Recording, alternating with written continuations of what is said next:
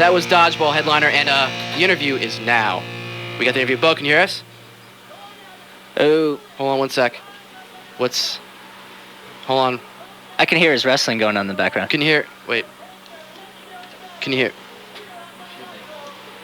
Wait, are we in, is everything cool? Yeah, everything should be cool. Yeah, Beau? How come we can't hear him? Hold on one second, guys. We're trying to see what the problem is. We're doing a phone thing, and we're on the air right now, so. Hold on one sec. We're going to be playing another song, and this is Dodgeball with, I don't know. This is going to be Dodgeball. Beau? I can hear him now. Hold on. Yeah, let's play some Dodgeball. All right, we'll be back in a sec. This is just technical difficulties. Hold on one sec, Beau. All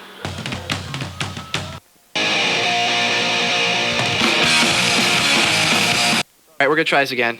Beau, can you hear us? We can hear Beau's wrestling. We can hear he's watching, like... Beau? Hello, Beau? Why is it not... I don't know. Hold on one sec. We got everything going. We can hear Beau's wrestling. So maybe he's going to wait till the match is over. Or why do we have... Oh, hold on. Beau. No. Oh, no. But anyway, we have Beau from Avail, who is watching wrestling as we speak. Some WWF action. So... Hold on. Maybe we'll try and talk to him off the air. Hold on. Beau? But we're back onto the air.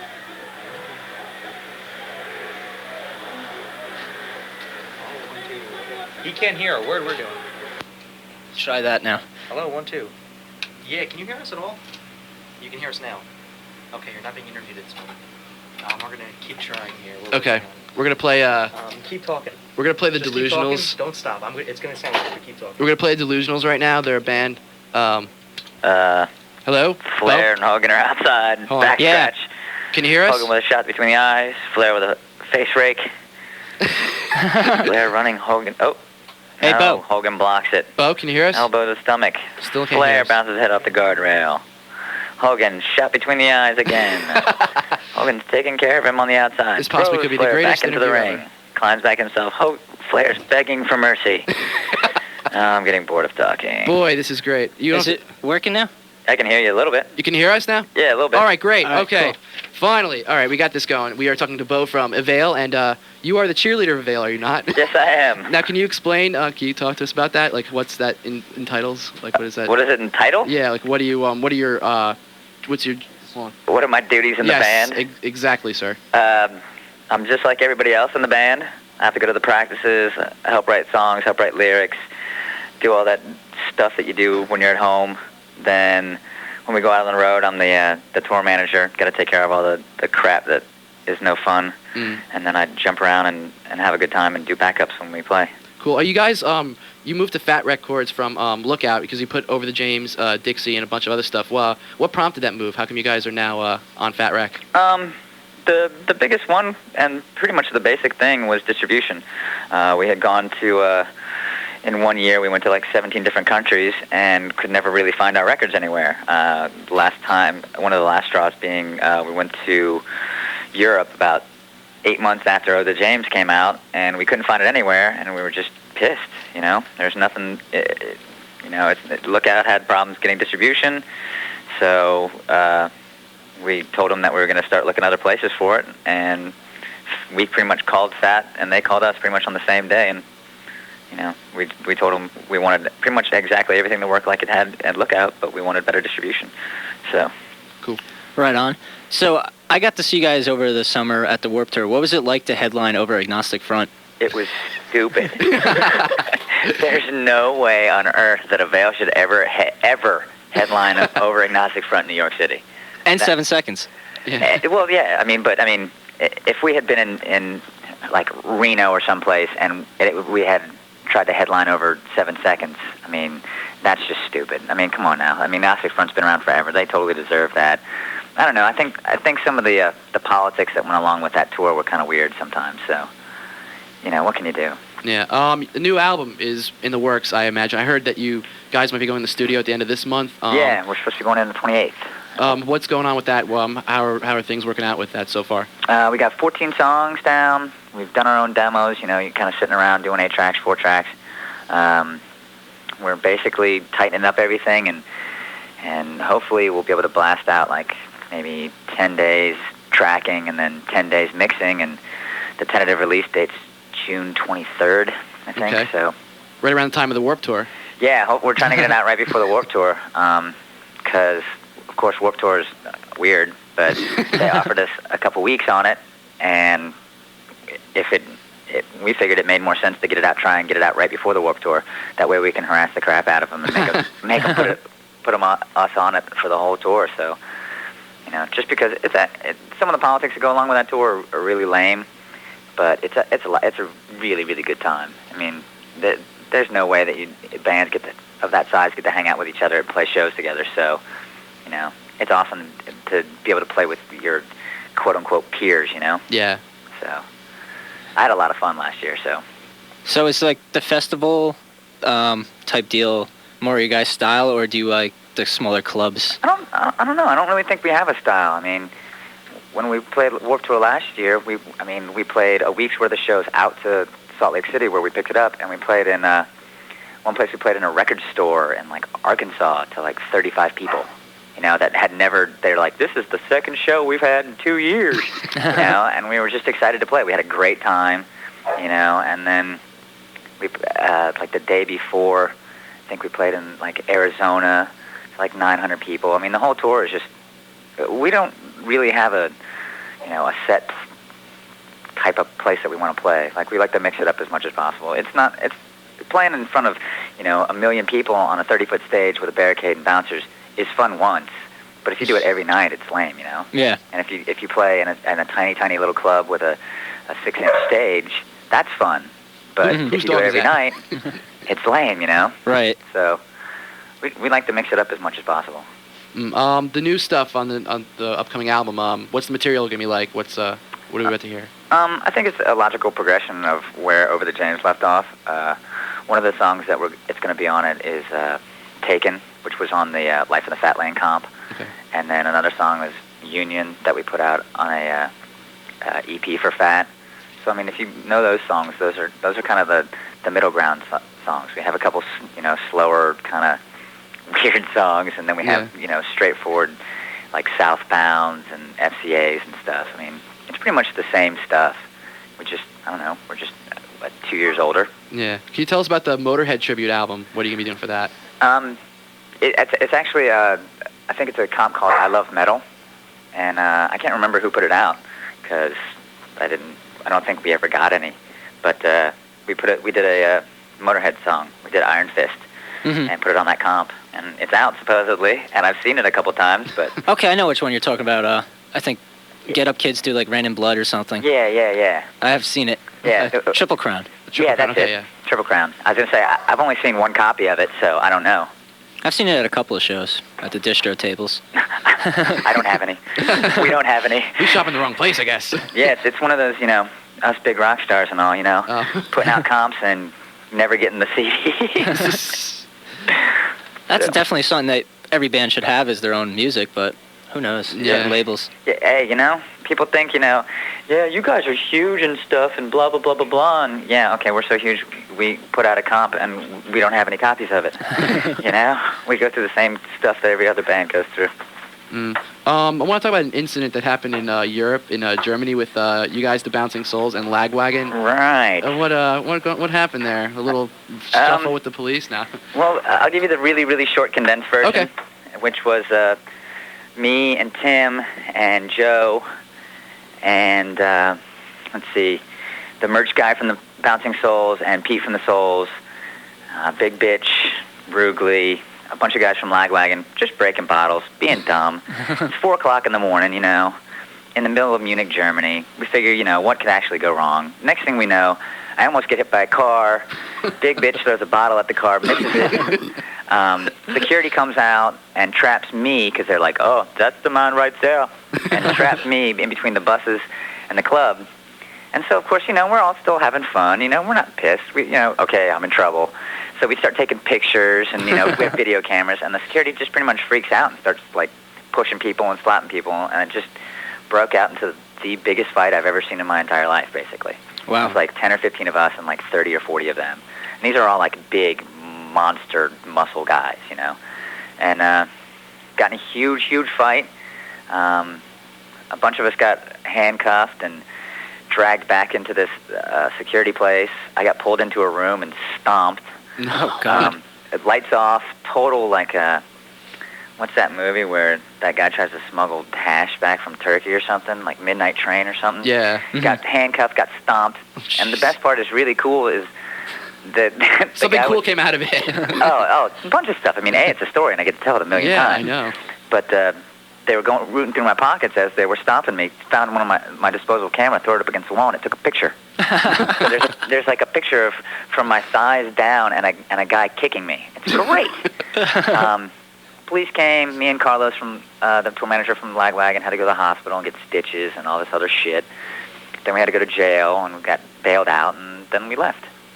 Okay. Basically. But that picture would make a great Christmas card. Yeah, seriously. See, but the best part is I looked at it, I got the film back, and I was like, what is this? I didn't take a dumb picture. And I was like, wait a minute, that's my foot. Oh, my God. So, and then, of course, I brought it to band practice the next day, and everybody was like, oh, my God. Us and Lagwagon were talking about making a split, calling it Avail Lagwagon 0, Munich 1. Just putting out We Hate Munich songs and stuff. That's the next album. Right. You guys seem to play to like a diverse audience with a lot of punk rock kids and then a lot of like the quote hardcore kids come out to see you guys. Super lucky. Do you guys find that like more appealing or? Oh, definitely. I mean, who wants to play to, you know, and it's this is definitely not a diss on anybody else, but who wants to play to 500 kids all wearing jerseys? Right. You know what I mean? Who wants to play to 500 kids with all wearing those butt flaps?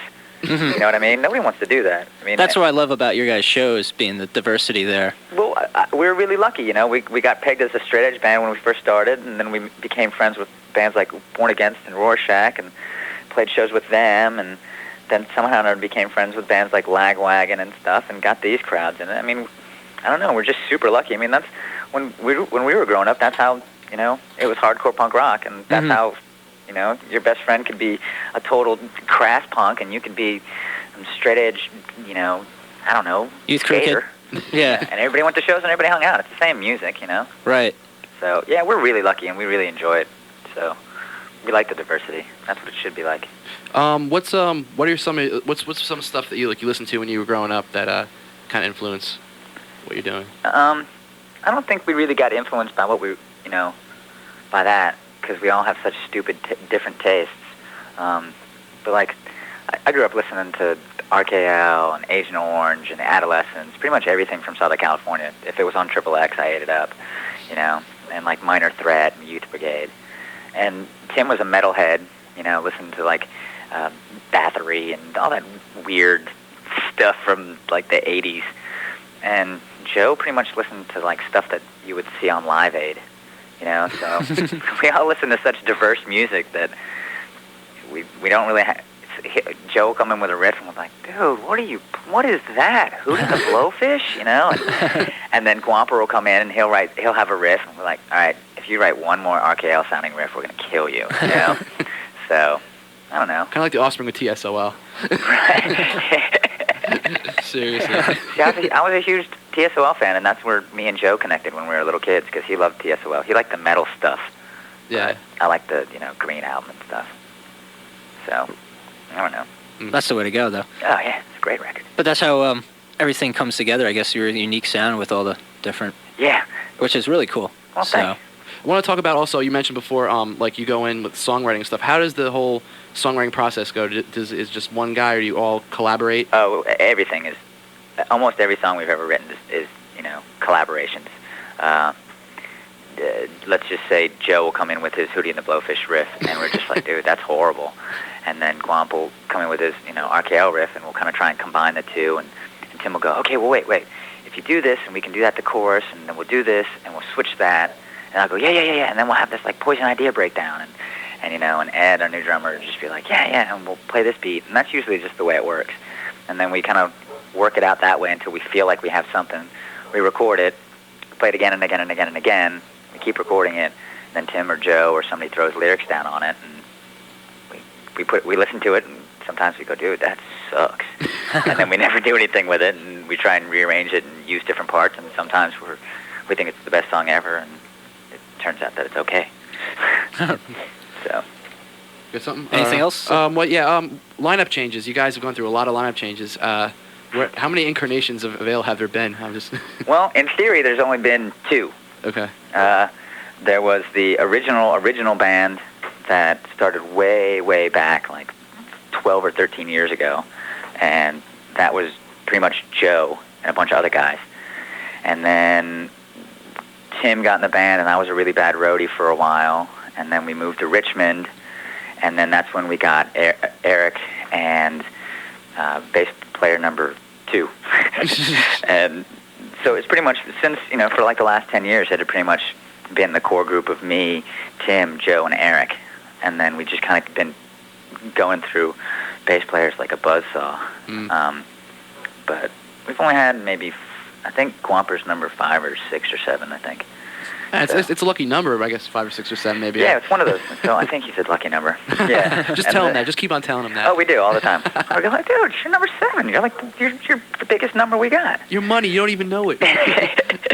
It's like the drummer for Spinal Tap. Yeah. Yeah, we always tell him he's going to explode. So. And now we have Ed. Eric decided to leave. I mean, he got off the bus in Europe and said he wasn't getting back in until we said he was a heavy metal band, and we didn't, so we left him. And so we got Ed, and we're pretty much set on this. So hopefully. Cool. What's the craziest show you guys have ever played? See, that's such a hard question. Yeah. So. Usually the craziest show happened on the last tour because our memories are shot. But we played a show in Italy with Lagwagon and Bouncing Souls on the last European tour, and there was like around about 2,500 kids, and it was just completely insane. And they tried to open the kids started to try and break the doors down to get in, and then the security kept opening the doors, and kids kept punching security, and we're going, oh, this is going to be so bad. And they let it in. They let all the kids in, and the Souls played, and people were freaking out, and we played, and people were freaking out. And then Lagwagon played, and they broke the barricade, rushed the stage. There was like 150 people on the stage, like stole microphones, mic stands. It was completely out of control. And it was really fun. It was one of those things where you go, God, get off the stage! And then after you go, that was cool. So cool. You guys have a website too. Maybe you want to talk. It's I don't know if you want to. www.avail-avail.com. Yeah. You guys got constant updates and wacky stuff like that on there? Yeah, I'm the computer nerd in the band. Oh, you're the webmaster. Uh-oh. Well, sort of. Me and my friend Rob from Boy Sets Fire are, so we kind of do all the stuff. So I get all the silly mail and all the questions asking to play in so-and-so's backyard for his mom's wedding and stuff. So. Can you play at my bar mitzvah, please? Exactly. I can't pay you anything, but there'll be free food, and it's in Portland. And there's beer. Wait a minute. Yeah. Maybe I will make the trip now. Yeah. Oh, yeah, sure. When is it tomorrow? Sure, no problem. Yeah. Did you flyer it? Not yet. Okay. Well, I don't want a flyer. I just want, like, a couple of me and my friends to be there. Yeah, so I get all that stuff, and I get all the you guys are Rockstar Sellout stuff, too, so it's kind of fun. Everybody does. Yeah. Even Glen does now. We've been Rockstar Sellout since we actually played to more than 100 people. So, I mean, if that's what counts being Rockstar Sellouts, fuck, we've been there for years. One last question about the sellout thing. What do you guys? What's your take on that whole thing? Because everybody gets. I think the whole issue's just beaten to the ground. You're only a sellout if you think that you've compromised yourself. I think. If the people in the band or whatever think they've compromised themselves for money or what have you, then then you're a sellout to me. If you're a sellout to yourself, then. But outside of that, I mean, nobody gets into music, especially hardcore and punk rock, to be a millionaire. It just doesn't happen. There are so many bands that you're not in it for the money. You're just in it because you love to do it. So if something happens and you get on the radio and you sell 1 million records like Rancid or Green Day or Offspring, more power to them. That's what they want to do, man. It's a dream of everybody. So I don't have any problems with it. Cool. I don't care what label you're on if you play good music. Right. Yeah. All right, Beau. Thanks a lot for joining us. Sure. Who won, Hogan or Flair, by the way? It was a run-in and Lex Oh, they always Luger. do that. Man, Why can't they make some like clean finishes?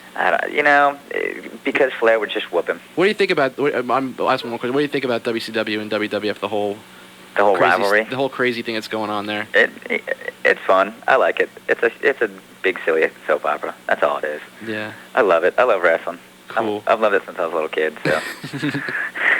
Could you do one thing for us? Could you do a an on air Sweeper. sweeper? Yeah, for Right us. on. We'd say something like, if you have a pen, A I'll give you a what? sec. A sweeper? Or you say like, "Hi, this is Beau from Avail, and you're listening to something like that."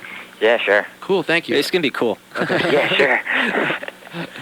What's the? Okay, you have a pen? Yeah. Okay, say hi, this is Beau from Avail. Do I have to write that down? Yeah. I'm sorry. That's okay. What's the call letter thing? Hi, this is Beau from Avail, and you're listening to Under Lock and Key. Oh God. Sorry, there's a lot of writing involved. Under lock and key. On the X 88.9. On the X 88.9. Okay. Okay. Anytime that you're ready. Okay. Hey, this is Beau Beau from Avail. You're listening to Under Lock and Key on the X 88.9. It's all about Ric Flair. Woo! Thank you so much for joining us. Sure. And just stay online. We'll say our goodbyes off the air, and Cool. we got some youth ahead. All right. So thank you. Yep. All right.